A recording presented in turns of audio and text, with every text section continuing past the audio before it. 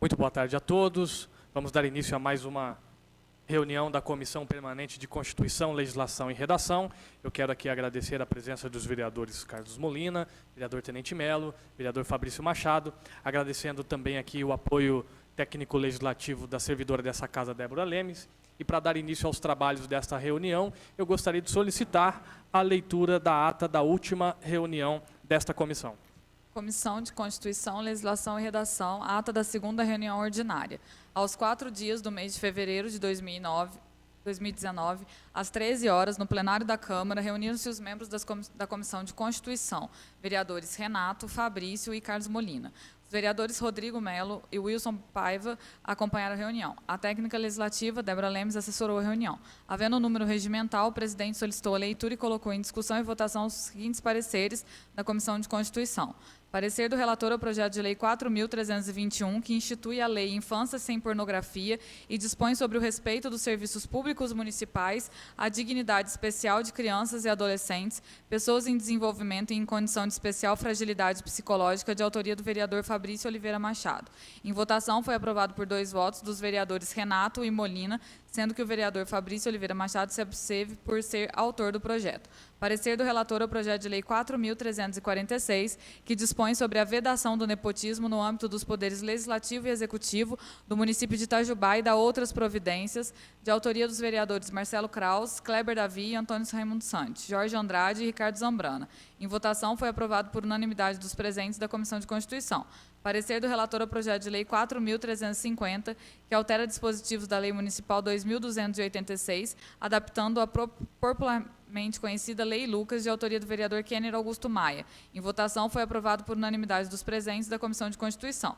Nada mais havendo a tratar, o senhor presidente deu por encerrada a reunião, que foi gravada em áudio e vídeo, e encontra-se arquivada nesta Casa Legislativa e lavrou-se a presente ata, que vai assinada pelos membros das comissões. Câmara Municipal de Itajubá, 4 de janeiro de 2019. Muito obrigado, Débora. A ata está em discussão. Em votação, os membros da Comissão de Constituição, Legislação e Redação que forem favoráveis à ata como está, permaneça como se encontra. A ata está aprovada. Quero registrar também aqui a presença do vereador Wilson do Povo. Muito obrigado, vereador Wilson, pela sua presença aqui conosco. Dando continuidade aos trabalhos dessa reunião, eu gostaria então de solicitar a Débora Lemes que procedesse com a leitura do parecer do projeto 4342 de 2018, de autoria do prefeito municipal Rodrigo Imar Martinez Rieira. Comissão de Constituição, Legislação e Redação, parecer do relator ao projeto de lei 4.342. Relatório. Trata-se de projeto de lei de iniciativa do chefe do Executivo que visa obter autorização legislativa para a realização de alienação de 5 imóveis pertencentes ao patrimônio público municipal mediante a concorrência pública. Da legalidade. A proposição apresenta-se regular. Da iniciativa. Atendido a esse requisito, não há qualquer infringência quanto ao princípio da iniciativa do processo legislativo. Da redação. Em relação à redação do projeto de lei, o mesmo segue as regras da Lei Complementar 95, do tipo legal.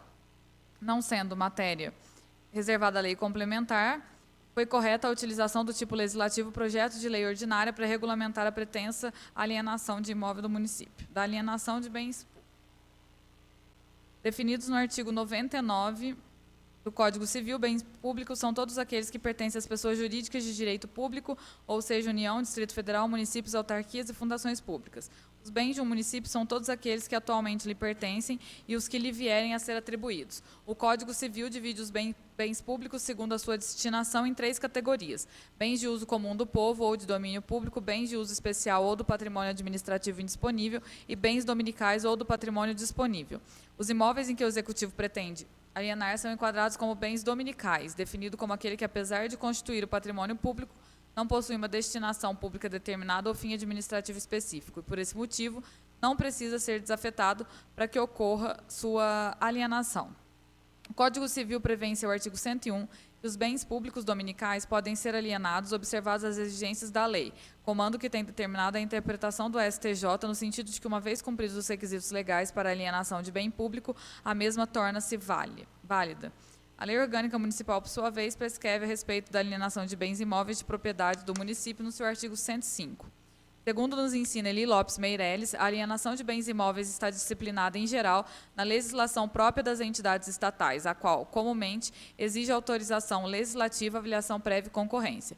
Como se vê, a alienação de bem imóvel público deve ser precedida de autorização legislativa, sendo imprescritível a ação tendente a anular a venda de bem público carente da devida autorização, visto que a inalienabilidade dos bens públicos impede a sua perda e a consequente aquisição por terceiro mediante decurso de tempo. Além da autorização legislativa, faz necessária ainda a avaliação prévia do bem a ser alienado, pois não se aliena de modo indiscriminado o patrimônio público sem que haja uma correta e segura avaliação econômico-financeira do seu valor patrimonial, sob pena de tal omissão caracterizar desvio de finalidade. Verifica-se nos autos do processo legislativo a existência dos laudos de avaliação. A exigência de concorrência, da mesma forma, é obrigatória nos termos da Lei Federal de Licitações, conforme acima citado. Voto do relator. Suposto, diante dos aspectos formais que cumpre-me examinar nesse parecer, não há óbice, seja de cunho legal ou constitucional, a remessa ao plenário desta edilidade do projeto de lei 4.342 para sua apreciação e votação. Câmara Municipal de Itajubá, 22 de janeiro de 2018. Carlos Eduardo Corrêa Molina, relator suplente da Comissão de Constituição. Mais uma vez, muito obrigado, Débora. O parecer do projeto 4342, que autoriza a alienação de bens dominicais ou patrimônios e da outras providências, está em discussão. Muito bem. Em votação, aqueles que estiverem de acordo com o parecer do relator permaneçam como estão. O parecer está aprovado pelos membros da Comissão de Constituição, Legislação e Redação.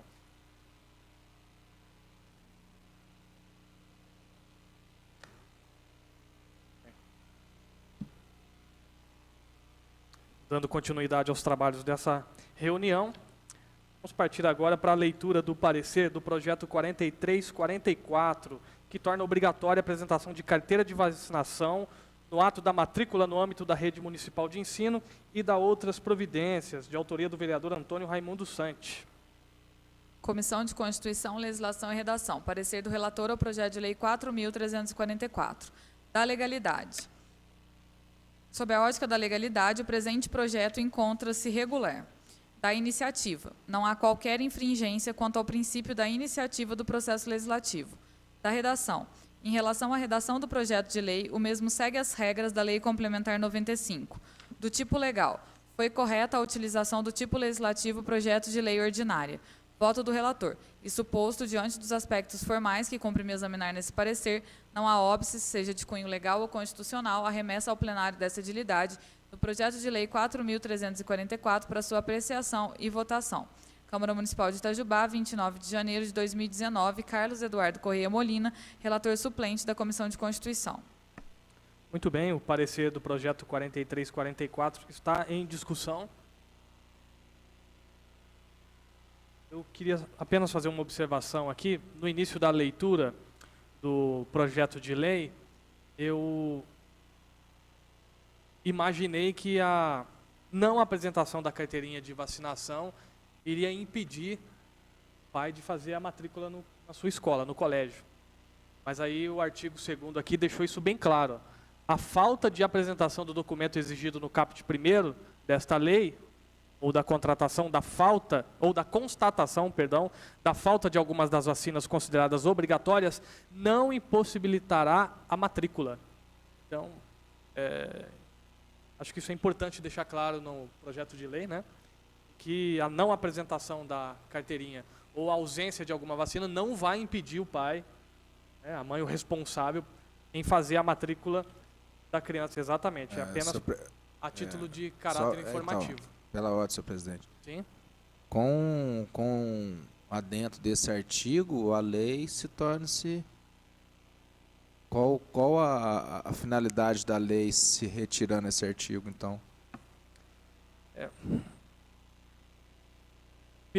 Pelo meu entendimento, vereador Fabrício, né, lendo o projeto e a justificativa do autor, ele diz que a intenção é criar um mecanismo que envolva os pais, os profissionais da saúde e a escola, para que todos contribuam para a melhor qualidade de vida da criança. Sim, então, somente a título de informação, mas né? Informar o pai. Mas isso aí, se isso torna-se uma lei, não tem impedimento nenhum. Então, teoricamente, agora, na nossa Comissão de Constituição, essa lei se torna-se... Não tem o porquê da lei. Só para conscientizar, então, acho que tem que mudar, pelo menos, alguma redação da lei.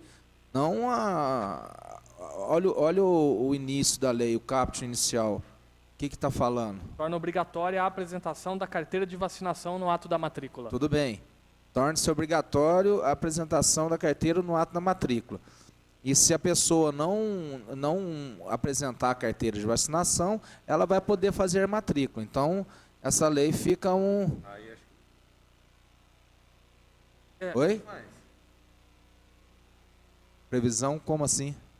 Então, Está falando que Por favor, está Dana. falando a falta de apresentação do documento exigido no caput do artigo 1º ou a constatação da falta de alguma das vacinas consideradas obrigatórias não impossibilitará a matrícula, devendo a situação ser regularizada em prazo a ser regulamentado pelo Poder Executivo através de ato específico, sob pena de comunicação ao Conselho Tutelar e à Central de Vacinas da Secretaria Municipal de Saúde para providências. Então está dando um poder a mais para a secretaria, então, no caso. Aqui no artigo 2º diz que se o responsável não apresentar a carteirinha ou se estiver faltando alguma vacina, a escola vai poder, depois de regulamentação do Poder Executivo por meio de decreto, a escola, né, vai poder denunciar ao Conselho Tutelar e à Central de Vacinas a ausência da vacina daquela criança. Assim, não tem multa, não tem nenhuma sanção para não apresentação, somente essa possível denúncia por parte da escola, se não houver a regularização da vacina da criança. Senhor presidente, eu entendo, a lei está criando um momento obrigatório de checagem, né? É isso que a lei está fazendo. Me parece interessante, quer dizer, é um momento obrigatório em que, se o pai não apresenta a carteirinha ou apresenta com algo faltante, né, alguma ausência, ali é um momento de checagem, enfim, ele vai, entre aspas, receber um puxão de orelha ali, né? Vai ser indicado para ele que ele está falho, e aí ele vai ter que tomar uma providência. Então, o espírito da lei me dá a entender que é esse, né? Criar esse momento de checagem. Não, eu entendi tudo, mas eu quero dizer, tem que ser uma coisa bem clara, porque a gente está pensando no bem geral e saúde da criança, e pode ocorrer momentos, se colocar, ter uma abrangência maior dessa lei, pode ocorrer também uma evasão das crianças. Porque o pai vai, nossa, tem que ter a carteira, então, se não tiver a carteira eu não posso matricular. Então, muitos dos casos, às vezes, já acontecem de famílias não colocar a criança. Muitos casos acontece isso de família demorar para colocar a criança, mesmo sendo obrigatória. Numa lei dessa, onde a pessoa já sabe que não tem a carteira, só que eu não sei se vocês estão entendendo o que eu estou dizendo. Se der um ênfase maior nisso, a obrigatoriedade, na obrigatoriedade de estar com a vacina em dia no ato da matrícula, isso pode... totalmente benéfico, mas pode ocasionar em pessoas de baixa renda, em pessoas sem muito conhecimento, uma evasão. Essa é a minha opinião. Estou só falando a questão, porque como nós estamos tratando da comissão, nós estamos na Comissão de Constituição e Redação. Eu não sei se cabe uma discussão para tentar, entendeu? Dar uma amplitude maior, não sei. Essa preocupação, só um minuto, senhor vereador. Essa preocupação sua faria mais sentido se, de fato, fosse obrigatório e houvesse a sanção, né? O pai não consegue fazer a matrícula do filho se tiver qualquer coisa. Aí essa preocupação seria 100% real, né? Mas não impede. Mas como não impede, aí vamos pensar por esse lado que o vereador está trazendo. A única coisa que seria ruim, né, da lei seria a desinformação a respeito da lei e, de repente, o pai, sabendo que vai ter que apresentar a carteirinha, já fica intimidado, enfim, nem vai fazer a matrícula. Mas acho que não chega nesse ponto. Não sei se esse perigo existiria, né, do pai nem levar o filho para a matrícula porque soube que a lei está em vigor. Não sei se caberia tanto cuidado da nossa parte, né? O que eu entendo que vai acontecer na prática é: o pai, em algum momento, vai saber que para a matrícula ele tem que levar entre todos os documentos, ele tem que levar a carteirinha de vacinação. Isso ele vai ter que saber. Se ele chegar lá sem a carteirinha, vão avisá-lo. Não, para a matrícula precisa da carteirinha. Aí, em algum momento, ele vai com a carteirinha na mão. Não, eu entendi. Eu estou só se colocando não- uma coisa. Não é impedido, mas ele recebe o alerta. Será proibido a matrícula se a pessoa não apresentar a carteira de vacinação ao longo do primeiro ano letivo? Entendeu? É uma coisa mais ou menos assim. Não colocar no caput principal, mas que dê uma... Não tem como colocar na lei, mas que dê uma... Oi? Uma alusão, uma situação dessa. É minha simples opinião. Só estou colocando. Se for no plenário, eu vou falar isso no plenário também, que tem que dar um ênfase, ou colocar apresentar isso, colocar isso quando for sancionada a lei, mas isso pode ser discutido em plenário futuramente. Claro. É válido lembrar também que qualquer razão, qualquer motivo que o pai ou responsável não matricule a criança na escola, ela está passível de denúncia do Conselho Tutelar. Porque toda criança tem, segundo o Estatuto da Criança e do Adolescente, tem o direito à educação. Então, o pai ou responsável tem a obrigação de matricular a criança na escola. Por qualquer que seja a razão, ainda que pela não apresentação da carteirinha, por não ter, né, a carteirinha de vacinação, esse pai ou responsável, ele responde pela não matrícula da criança. Vereador Wilson, por gentileza. Boa tarde a todos, boa tarde a todos que estão em casa nos assistindo. Fazendo jus à palavra do Molina e dando continuidade na palavra do Fabrício, de vocês todos, eu deixo bem claro assim que é interessante até essa aprovação dessa lei, porque visto que no Brasil inteiro, principalmente aqui no estado de Minas, aqui no sul de Minas, é bem assim, esclarecido. Não sai a criança da maternidade sem a carteira da vacina, e como não sai a criança da maternidade com o registro de nascimento, é lei. Então, todas essas crianças das nossas regiões aqui, pelo menos no estado de Minas, é muito vigiado. Todas as crianças, ela tem um cartão de vacina. Até eu participei disso, eu trabalhei com essa área, ia na maternidade, acabava de nascer criança, ela recebe a BCG, ela recebe a primeira dose da hepatite e como já recebe de uma meningite. Isso é lei. Então, de certo, o nobre vereador, pela iniciativa dele, ele quer que dá continuidade. E visto também que hoje tantas doenças acontecendo, a criança vai para a escola, vai respirar o mesmo ar numa sala de aula fechada. E não está cartão de vacina em dia, fica perigoso, fica em risco também, né? Como tantas doenças acontecendo. Eu creio, no vereador, ele pensou nisso, na saúde do coletivo da sala de aula. Visto que todas as crianças têm o cartão de vacina em mãos. Eu falo, porque eu trabalhei nisso aí, tempo, minha vida foi só mexer com isso. E todas as crianças, ou desde ela um fator social menor do mais alto, ela não sai da maternidade sem cartão de vacina e nem sem o registro. Então, Muito obrigado pela contribuição, vereador Wilson. Vereador Fabrício, quer sugerir, então, alguma emenda de alteração, alguma para adequar melhor a redação? Não, ficaria difícil para adequar melhor essa redação, entendeu? Eu só coloquei para ver se alguém tem uma ideia inicial, mas para colocar isso aí ficaria até difícil. Não sei se em plenário eu falaria a respeito disso para dar uma ênfase, porque isso aí é uma lei importante, isso não tem nem dúvida que seja importante, mas que seja bem clara, ou se não ser colocado isso aí para a secretária de Educação, passar para todos, até orientação mesmo, para não ser... Porque, na minha opinião, pode ocorrer uma evasão. Isso já é fato, e a pessoa principalmente pessoa de baixa renda, pessoa que não tem muito conhecimento, já existe essa evasão, mesmo ele sabendo que vai ter conselho tutelar em cima, tudo mais. Eu só fico preocupado nesse sentido. Então, acho que é mais a questão de esclarecimento. Pode ser falado em plenário, ou pode ser orientado diretamente para uma orientação específica para a secretária de Educação, no caso, do sancionamento da lei. Eu não acho que não tem como a gente formular uma... Não tem ideia agora. pela ordem. Todas as crianças que vão ser matriculadas desde a creche, lá no organizamento assim, de requisitos de documentos, o primeiro que pede é o cartão de vacina. Porque ela já começa na escolinha, desde a creche, e se ela não tem um cartão de vacina, vai ter que ter, que depois é cobrado no Bolsa Família, na pesagem que faz nos postos OBS, né? A primeira coisa que pede é o cartão de vacina e presença da escola. Que de qualquer forma vai ter que ter mesmo, talvez seja até isso, né?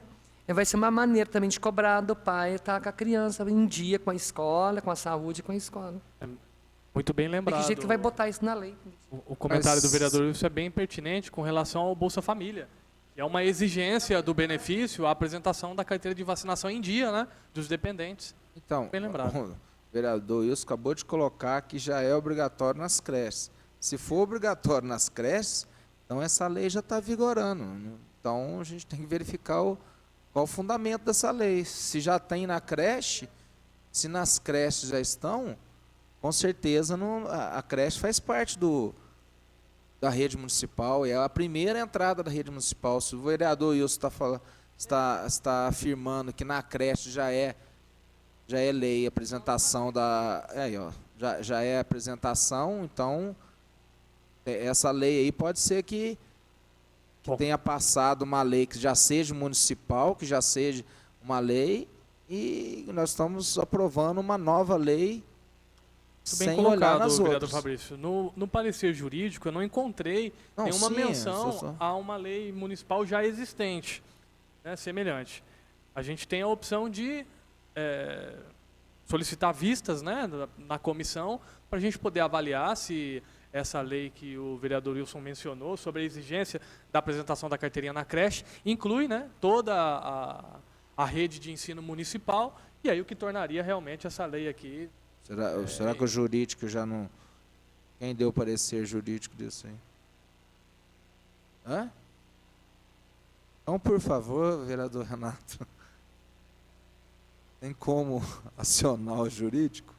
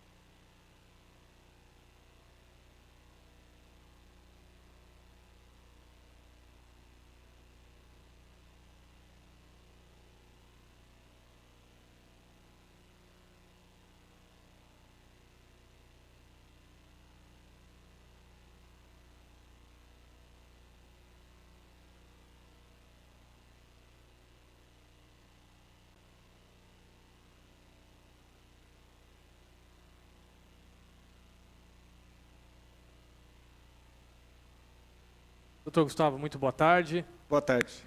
Gostaria, em primeiro lugar, de agradecer sua presença e o seu auxílio aqui na nossa reunião de Comissão de Constituição, Legislação e Redação. Nós estamos discutindo o parecer do projeto 4344, que torna obrigatória a apresentação da carteirinha de vacinação no ato da matrícula, no âmbito da rede municipal de ensino, que é um projeto de lei de autoria do vereador Antônio Raimundo Sante. No projeto de lei, fica claro que a não apresentação da carteirinha de vacinação não vai impedir o pai ou responsável de fazer a matrícula. A questão que foi levantada aqui e a observação colocada pelo vereador Wilson do Povo é que já há uma exigência legal de, nas creches, quando o pai vai matricular, o pai ou responsável vai matricular a criança na creche, ela obrigatoriamente deve apresentar a carteirinha de vacinação da criança em dia. Segundo o vereador Wilson, já existe essa exigência para as creches. E aí o vereador Fabrício levantou, então,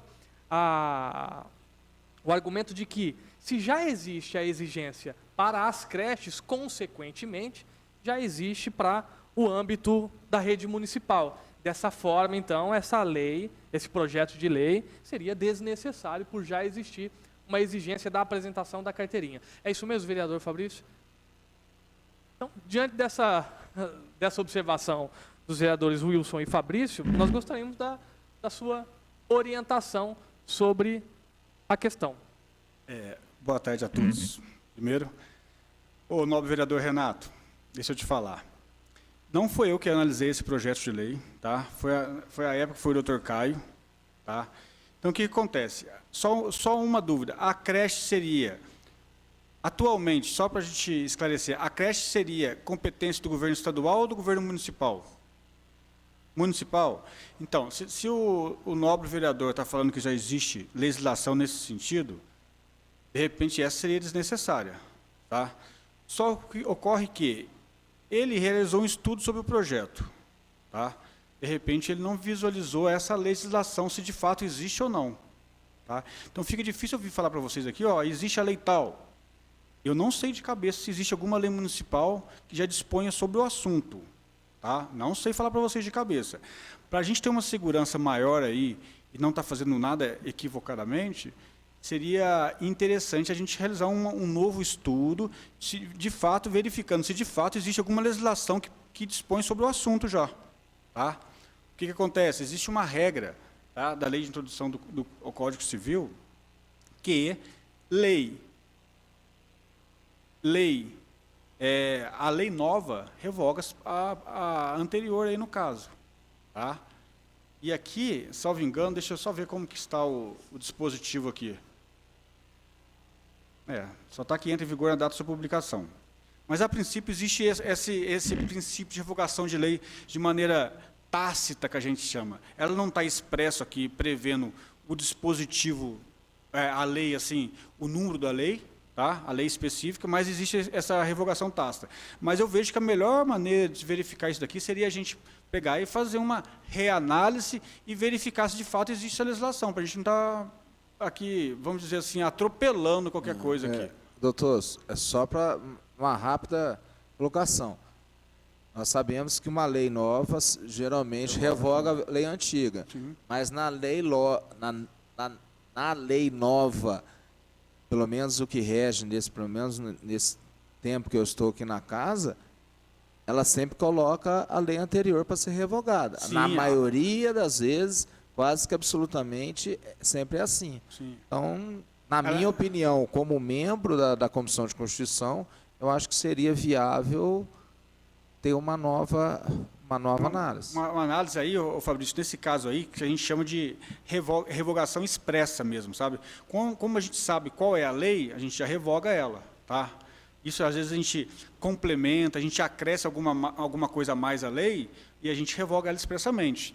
Aí, quando não é expressa, é tácita, sabe? Que a gente fala, ela está subentendido que está revogando, até mesmo porque duas leis tratando do mesmo assunto, entendeu? Aí acaba dando uma confusão interpretativa aí, tá? Mas deixa a gente verificar. Eu vejo que seria prudente. Eu acho melhor. Para nós todos aqui. Para nós todos aqui ser prudente que nós realizamos uma nova análise aqui e a gente verifique se existe alguma lei que dispõe sobre o assunto. Não tem problema nenhum. Tá? E isso é uma sugestão minha, tá? Que eu não sei falar para vocês aqui de fato, tem que dar uma analisada, né, em referente a todas as leis existentes no município que dispõem sobre o assunto, tá? E a gente verifica isso. Aí na próxima reunião vocês voltam a matéria à pauta aí. Muito bem, agradeço, Ok? doutor Gustavo, pelo seu auxílio aqui. Então, com base no princípio da eficiência, eu quero, então, sugerir que nós façamos, então, né, um sobrestamento aqui pela Comissão de Constituição. Não é sobrestamento, é só pedir uma nova análise, um novo parecer. Um pedido de vistas, né, aqui da comissão, para que seja feita, então, essa nova análise. O vereador Molina, acho que teve a oportunidade de conversar com a equipe da Secretaria de Educação. Gostaria de compartilhar conosco? Sim. Eu creio que não vai mudar a decisão. Eu acabei de falar com a Edilane, né?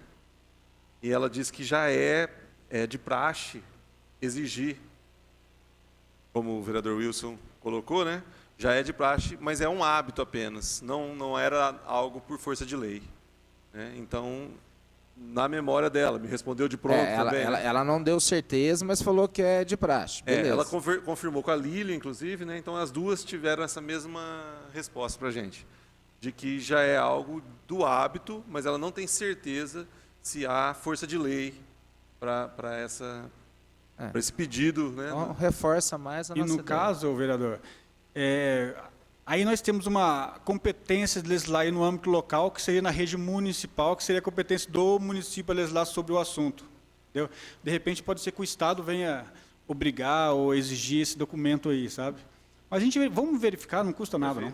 Muito bem, então, diante do que nós deliberamos aqui, vamos aguardar para maiores análises, para num segundo momento, então, Débora, está decidido, então, o projeto fica paralisado, né, aqui na Comissão de Constituição, até a nova análise. Imagino que na próxima reunião da semana que vem nós já tenhamos um posicionamento. Muito bem. Todos estão de acordo com essa decisão? Ok? Muito bem. Doutor Gustavo, mais uma vez, muito obrigado pelo auxílio. Bom, dando continuidade aos trabalhos dessa reunião de comissão, vamos agora para o último projeto, último parecer de projeto a ser discutido na reunião de hoje, que é o parecer do projeto de lei número 4351, que acrescenta os parágrafos 1º e 2º ao artigo 8º da Lei Municipal 3016 de 2013, que dispõe sobre o sistema de estacionamento rotativo pago em vias logradouros públicos do município de Itajubá, de autoria do vereador Marcelo Kraus. Gostaria então de solicitar a leitura do parecer. Comissão de Constituição, Legislação e Redação. Parecer do relator ao projeto de lei 4.351. Preliminarmente, independentemente de qualquer posicionamento das comissões referente à proposta em tela, necessário observar que o parágrafo 2º está sendo desdobrado equivocadamente em alíneas A e B. Nos termos do inciso 2º, artigo 10 da Lei Complementar 95 e alterações, os artigos desdobrar-se-ão em parágrafos ou em incisos, os parágrafos em incisos, os incisos em alíneas e as alíneas em itens. Assim, para o correto desdobramento do pretendido parágrafo 2º, as alíneas A e B deverão ser transformadas em inciso 1 e 2.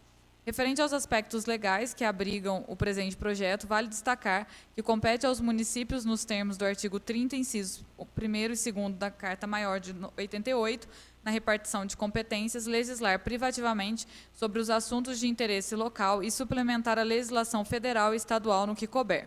A Lei 9.503, Código de Trânsito Brasileiro, em seu artigo 24, orienta e cuida em âmbito nacional da competência dos órgãos e entidades executivas de trânsito dos municípios no âmbito de sua circunscrição. Quais sejam. Artigo 24. Compete aos órgãos e entidades executivas de trânsito dos municípios no âmbito de sua circunscrição. Inciso 1º, cumprir e fazer cumprir a legislação e as normas de trânsito no âmbito de suas atribuições. Inciso 2º, planejar, projetar, regulamentar e operar o trânsito de veículos, de pedestres e de animais e promover o desenvolvimento da circulação e da segurança de ciclistas. Inciso 10. Implantar, manter e operar o sistema de estacionamento rotativo pago nas vias. Parágrafo 2º. Para exercer as competências estabelecidas nesse artigo, os municípios deverão integrar-se no Sistema Nacional de Trânsito, conforme previsto no artigo 333 desse Código. Dentre as regras contidas no artigo 24 do Código de Trânsito, destacamos os incisos 2º e 10, além do parágrafo 2º, que cuidam respectivamente da competência dos órgãos municipais em planejar, projetar, regulamentar e operar o trânsito de veículos, pedestres e animais e promover o desenvolvimento da circulação e segurança de ciclistas, implantar, manter e operar o sistema de estacionamento rotativo pago nas vias e que, para exercer as competências estabelecidas no artigo, deverão integrar-se ao Sistema Nacional de Trânsito.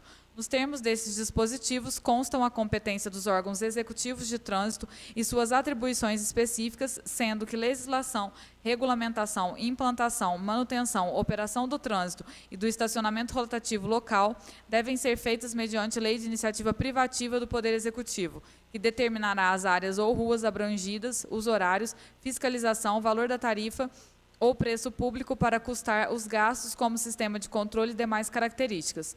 Aqui, na realidade, tal entendimento decorre do fato de que a medida se trata de ato de mera gestão da coisa pública, sujeita, portanto, ao julgamento administrativo de conveniência e oportunidade do Poder Executivo. A ingerência indevida e a iniciativa parlamentar em matéria que lhe é estranha, dependendo de seu alcance, poderá violar o princípio constitucional da separação dos poderes. Nesta trilha, é oportuno citar que existem diversos julgados que destacam a existência de vício insanável de iniciativa em hipóteses semelhantes.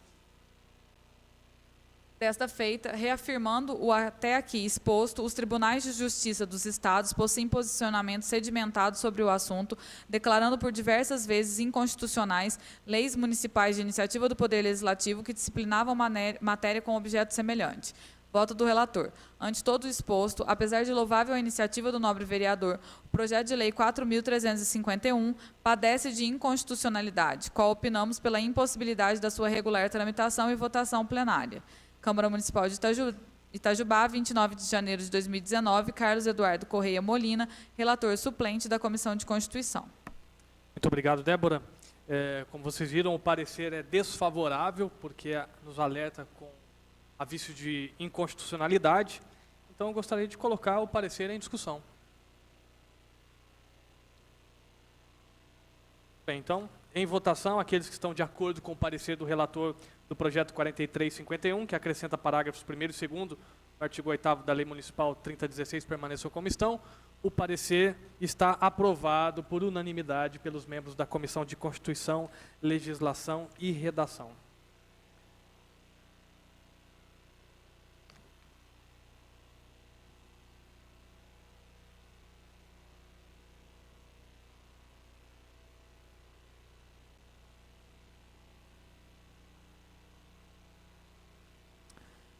Muito bem. Gostaria de agradecer, então, a presença de todos em mais esta reunião da Comissão de Constituição, Legislação e Redação, agradecendo aqui a proteção de Deus e a presença de todos vocês. Não havendo mais nada a tratar, eu declaro encerrados os trabalhos desta reunião de comissão. Muito obrigado a todos, tenham uma excelente semana.